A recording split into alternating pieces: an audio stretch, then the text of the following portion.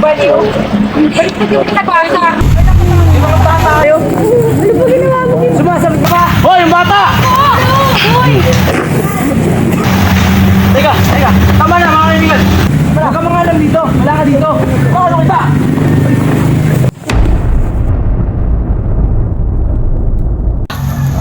Teka lang. Hoy! Uwi ka lang. Oh. Ba't mo sinaktan ng isang kolektor? Porkit may asado ka sa buhay ha? Tumawag kayo ng gwardiya si May! Hindi ko po yung sinasadya. Pinotagtaan ko lang ang sarili ko.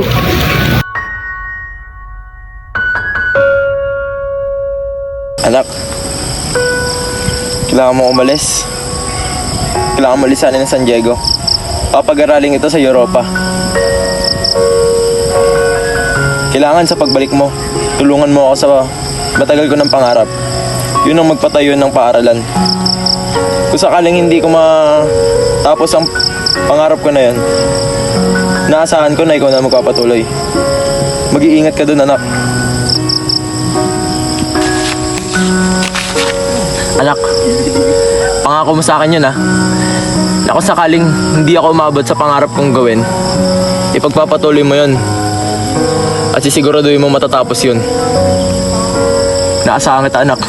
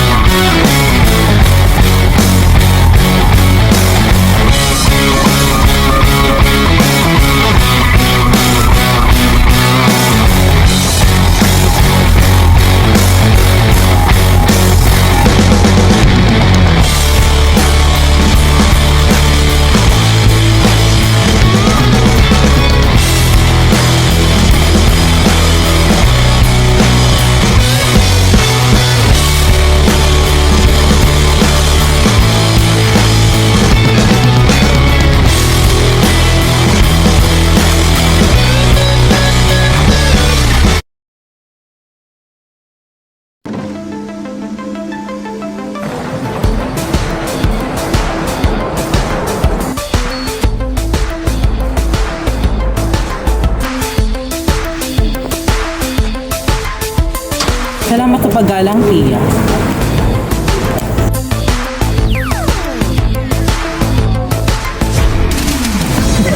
Mga binibini, alam niyo ba, narinig ko usap-usapan sa kusina na darating daw ang makisig na si Ginoong Ibarra.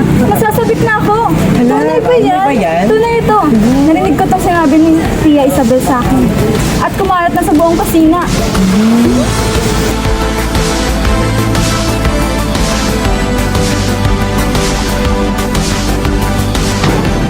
Malaki ang pagkakaiba ng pamahalaan sa Pilipinas kumpara sa Madrid, binata. Pati ko yan, padre. Sa loob ng 20 taon ko paninirahan sa Pilipinas, wala mo lang natanggap na kabutihan mula sa taong bayan. At nang ako'y mapalitan bilang kora, ilang hermano tersoro at matatandang babae nagkatid sa akin, nakakasama ng loob. Paumaning padre, may kaugnayan ba yan sa desastampo ng tabako? Di ba kayo nakakitindi? Kapag bago ng ministro hindi tama. Kung ganun pala, ang mga Pilipinong mamangantay na kung ba't hindi mo unlad ang Pilipinas? Tama! Tanongin sa Ginoong Laruan kung may masihigit pa bang kamangmangan ng mga Indio. Sandali, padre. Huwag mo kalilimutan na nasa bahay tayo ng isang Indio. Si Kapitan Jaco hindi tinuturing na isang Indio. Ano ba't parang ngayon ka mo sa Pilipinas? 4 na araw pa lamang ako dito, padre. Nandito ka para sa walang kwentang layunin, kahangalan ang gusto mo. Makatanong ko ng padre, hindi ba ako nagsisiyan sa paninirahan sa San Diego? Hindi kailanman. Walang kalayaan ng mga kora, tiyak na papahamang bayan. Ano pong inyong ibig sabihin? Ang aking sinasabi ay napakalinaw. Buenos dias, Don Cristo sa may bara. Buenos dias, Don Santiago. Putet. Matagal ka na wala. Kamusta ka? Tagal-tagal na nga eh. Talagang nasasabik ako sa pagbabalik ko dito sa bayang to. 7 taon ka na wala. Gusto mo bang kumain ng mga putahe natin? Tinatanggihan pa ba yan? Tara na, sa akin bahay. Tumigil ka, Padre Damaso. Bukas na bukas ipapaalam ko ito sa Iniran. Abay, umalis na kayo! Kahit gamitin niyo pa ang aking karbahe. Tumigil na! Huwag niyo na pagkaroon ng mga bagay na wala namang dahilan. Dahil iba ang sinasabi ni Padre Damaso bilang isang pari sa sinasabi niya bilang isang tao. Patid kung di nangungumisal si Don Rafael. Ngunit isang kasinungalingan ng kanyang pagkakatiwakal. Dahil siya ay matapat sa tungkulin sa Diyos at may kaisa-isa siyang anak sa Europa. Kaya walang dahilan para siya ay magpatiwakal. Ngunit nung dumating si Padre Damaso sa San Diego, ay pinabubog niya ang mga kwadador. At ipinaukan niya ang bangkay para ipatapon sa ibang po. At nang nalaman nito ng Iniran, ay pinalipat kanya sa ibang bayan. Tama ba ang aking tuliran, Padre Damaso?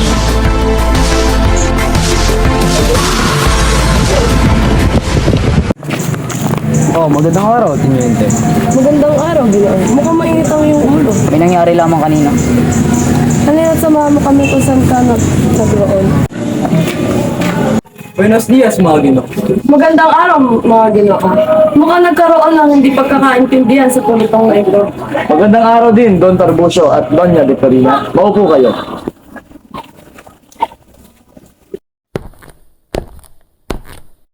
Yak na matutuwa silang makita ka ulit. Si Isabel nga pala, ang aking nag-iisa kapatid. Si Don Porcio at ang kanyang asawang si Doña Victorina. At ang ating punong kura, si Padre Damaso. Kagalo ko makalala ang kura ng bayan. Isa pa, matalik ang kaibigan ng aking ama. Patawad sa aking pagkakamali, kaibigan. Hindi ka nagkakamali, Binata. Ako ang kura ng bayan ito. Pero kailanman di ko naging kaibigan ng iyong ama. Hindi ka bang anak ni Don Rafael? Tunay po. Nawain mo masigit kang mapalad kaysa sa kanya. Maraming salamat sa pagpupuri mo sa aking ama. Dahil dun, mas naiintriga ako malaman ang nangyari sa kanya.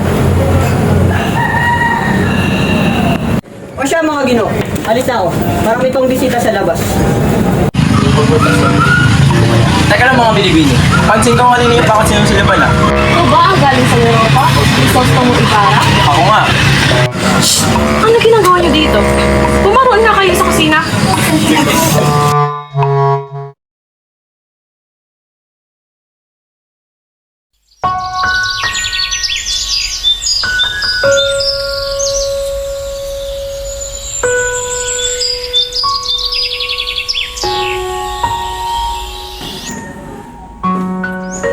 Maraming salamat po. Tila malalim yata ang inisip mo, mahal kong kapatid. Napapaisip lang ako sa mga nagawa. Tunay nga yan. Napakabilis ng panahon at saksi ako sa pangyayari sa iyong buhay. Gusto ko napapaisip. Handa na ba ako mawala ulit sa akin sa mga kilala? Nag-aalala ka ba sa kanya? Pwede mo naman siyang pabalikin sa Beatles. Tutal, ikaw naman ang kanyang ama. Saksi ako kung paano niyo pag-inapang mabuo si Maria Clara. Madaming santo ang pinagdasalan niya. Dahil oras na nga para magkaroon ng kaunting oras sa atin sa malaki. Alam ko kung saan nagmumula ito. Nag-aalala ka ba kay Padre Damaso? Na ayaw mo nang pabalikin si Maria Clara sa kumbento? Ikaw ang ama. Nasa iyo ang desisyon, kapatid ko.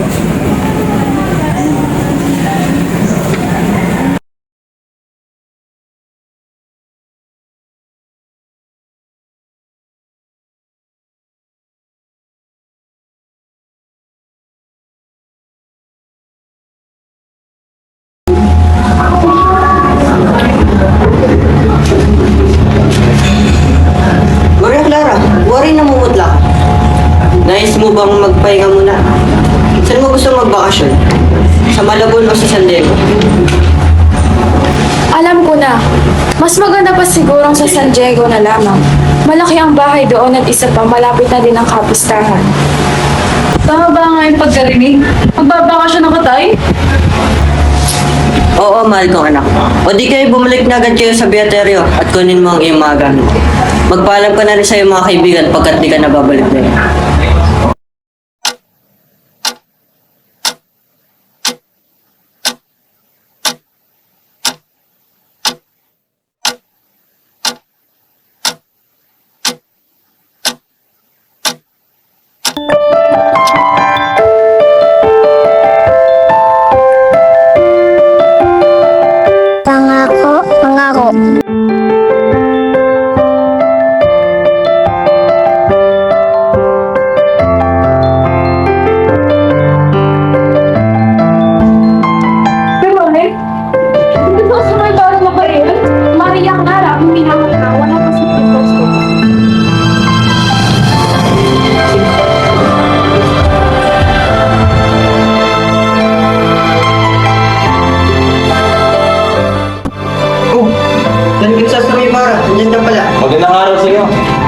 Santiago.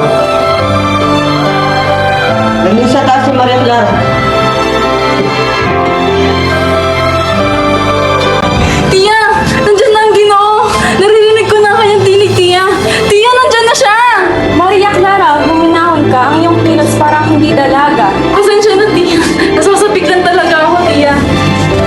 Halika nga dito at ayusan kita nang magharap mo ng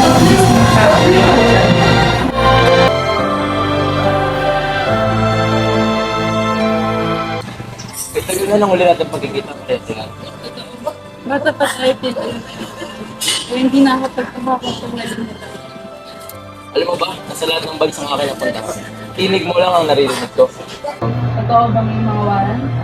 Mawari ito yung sa bawat bansang yung pinupuntahan ng mga babae yung pinapaiyak. Isa akong ginawang matyaga. Ang sakit naman na marinig yan galing sa'yo. Hindi na ako pagkabakang.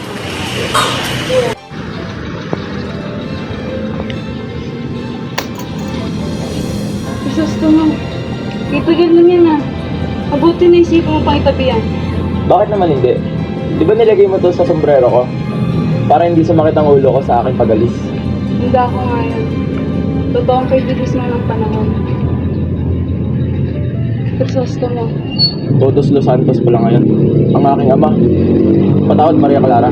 Kailangan ko na umalis. Eh, importante lang ako pupuntahan.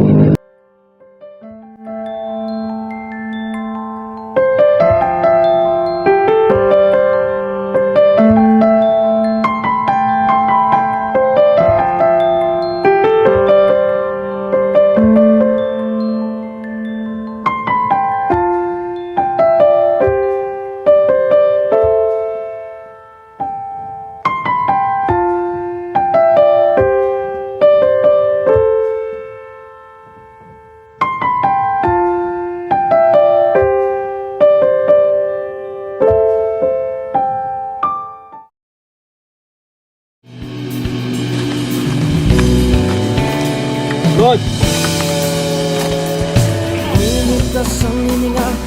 Ikaw na makasalanan. Ay karapat dapat bigyan ng parusa. Oo! Teka lang po, Padre. Wala po ka lang sa pinagsasabi niyo. Mierda! Oo! Alam mo ba magkakabit ang paggawa ng kasalanan at kaparusahan? Oo!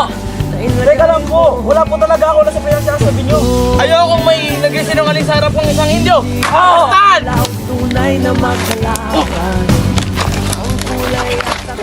Padre, wala na po talaga kami pera. Ipapapatay ko kayo. Wala na po talaga kami maibibigay sa iyo, Padre.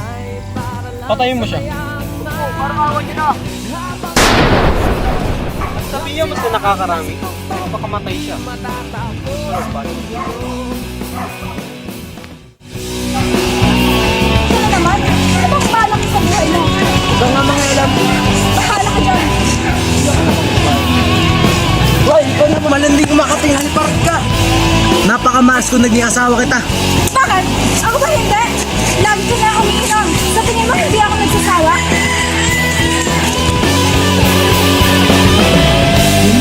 Pula't dilaw, tunay na magkalaban. Ang kulay at tatak ay di siyang dahilan.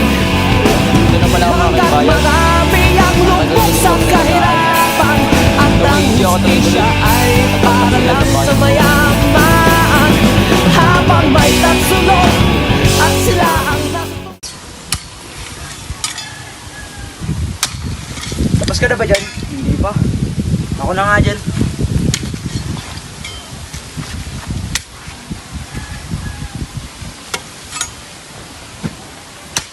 Kakalibing pa lang na itong hinuhukay natin ah.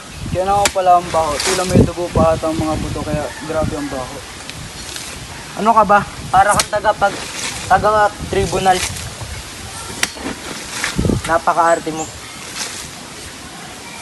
Noon, naghukay ako ng bangkay na 20 araw pa lang nakakalipas. Grabe naman mga kwento mo. Oo naman. Isang pako nga ang natanggal kaya kalahati ng katawan ng lumabas. Ano? Bakit mo ginawa yun? Ano ka ba? Siyempre may nagutos sa akin. Sino ang taong yun? Siyempre, ang kurang malaki. At anong ginawa mo sa bangkay? Para kang gwardiya sibil kung magtanong. Pinagutos sa akin na itapon ng bangkay. Matawad doon sa sosto mo dahil hindi na umabot ang karwahe sa loob ng sementeryo. Alam mo ba dito kung saan nakalibing ang ama ko? Itanong natin na sa maamahalan ng sementeryo. Ano siya? Magandang araw, Ginoo. Tatanong ko lang sana, saan ba nakalibing ang ama ko? Si Don Rafael. Si Don Rafael? Matagal na sinunog ang bangkay niya. Ano? Sinunog nyo? Pasensya na din, oh. Pinagutos lamang sa akin ng dating pura. Ano? Ang pura na naman!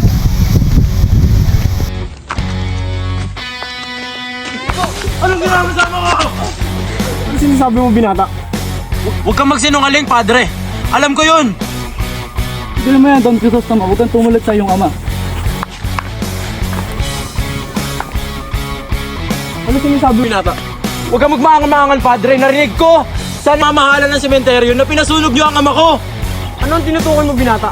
Baka si Padre Damaso yun. Si Damaso na naman!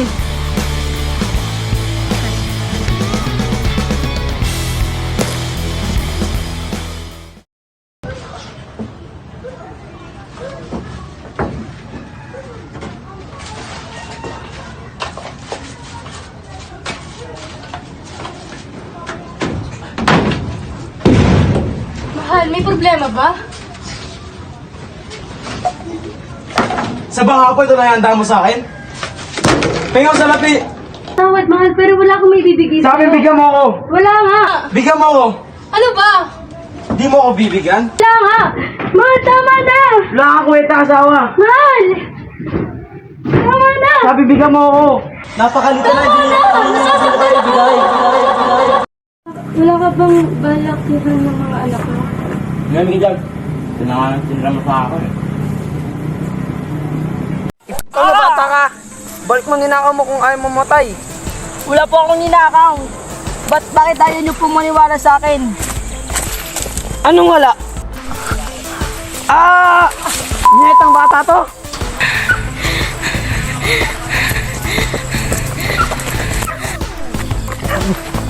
Bigyan mo, mahabol na natin siya. Ikaw? Pinahirapan mo pa kaming bata ka, ha? Gusto mo na ba mamatay?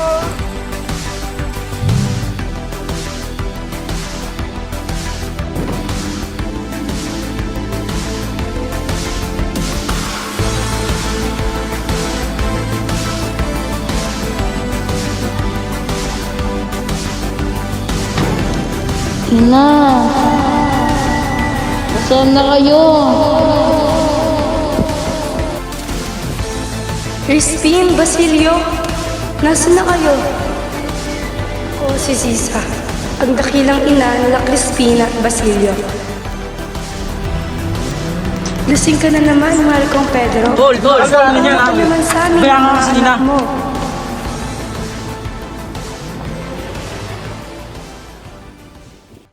Napakaganda talaga sa lugar na ito. Doon nakatira si Sisa. Tuloy natin.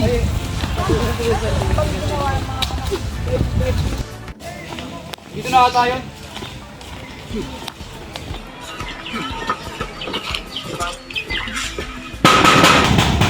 Sisa, lumabas ka dyan. Ilabas mo ang mga anak mo. Ilang mga tao. Mag-ikot-ikot kayo. Nandito si Sisa. Dakpin siya. Wala mong gusto ko, Beto. May nahanap ni siya. Nasaan ang aking anak? Sunod ka rin. Masi ako, hindi ko alam kung nasaan ang aking mga anak. Yan, tarantado mo ba ako?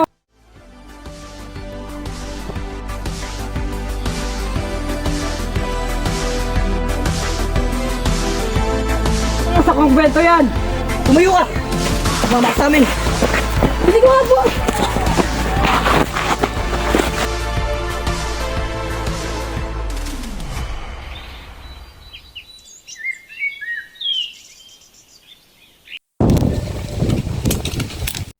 Basilio, anak, ikaw ba yan? Anak, nasaan si Crispin? Ako lang nakatakas, inay. Naiwan ko siya sa kumbento.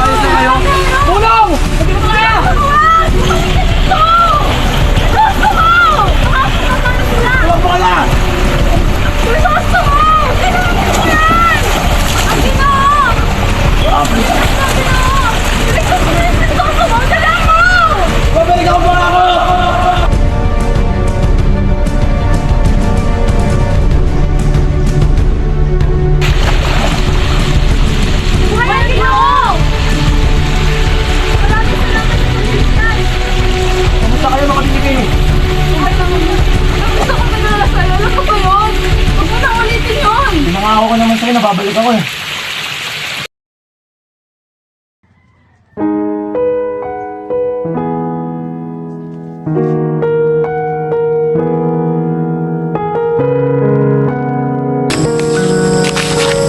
Anak, pangako mo sa akin yun, ha? Na kung sakaling hindi ako umabot sa pangarap kong gawin, ipagpapatuloy mo yun. At sisiguraduhin mo matatapos yun. Naasahan kita, anak.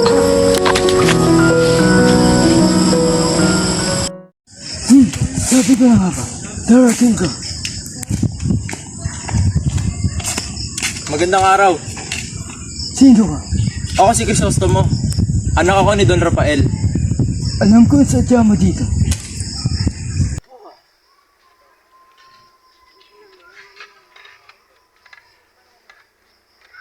Katulad ka rin ng iyama. Dati ay dumalaw siya dito upang mapatay na paaralan. Ngunit nabigo siya. Kaya ngayon, kailangan mo na magising na totohanan. Ilan taon na una ng himik. Kaya ngayon, Kung ganun pala, madami pa akong hindi alam. Wala pa sa kalingkingan ng nalalaman ko tungkol sa nakaraan ng ama ko at sa tunay na nangyari sa kanya.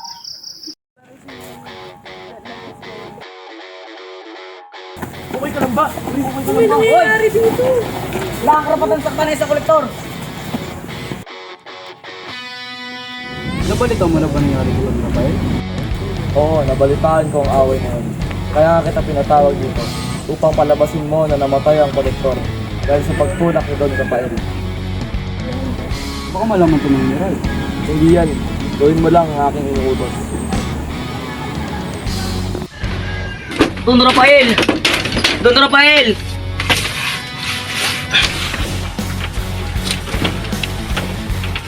Pasensya ka na, Don Rafael. Wala na talaga ako magagawa para makalabas ka. Yung mga abogado, ayaw ko nilang tulungan. Wala talaga ako magagawa. Pero baka may iba pang paraan. Wala na talaga. Sinubukan ko na lahat. Matulungan ka lang makalaya. Pero wala talaga, Don Rafael. Kung ganun, ay isa akong kahilingan. Maaari mo bang bantayan ng kaisa-isa kong anak?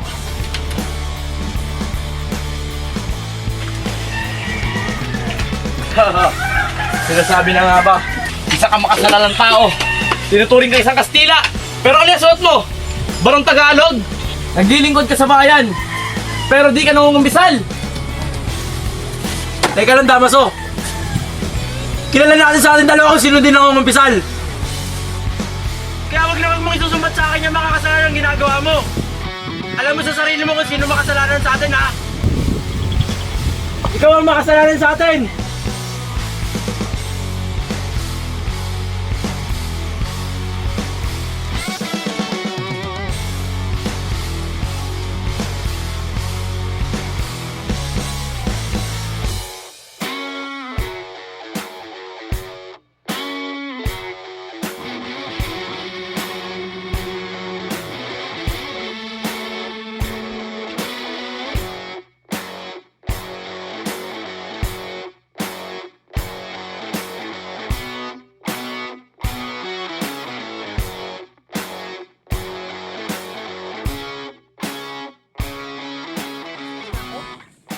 Ano na gagawin?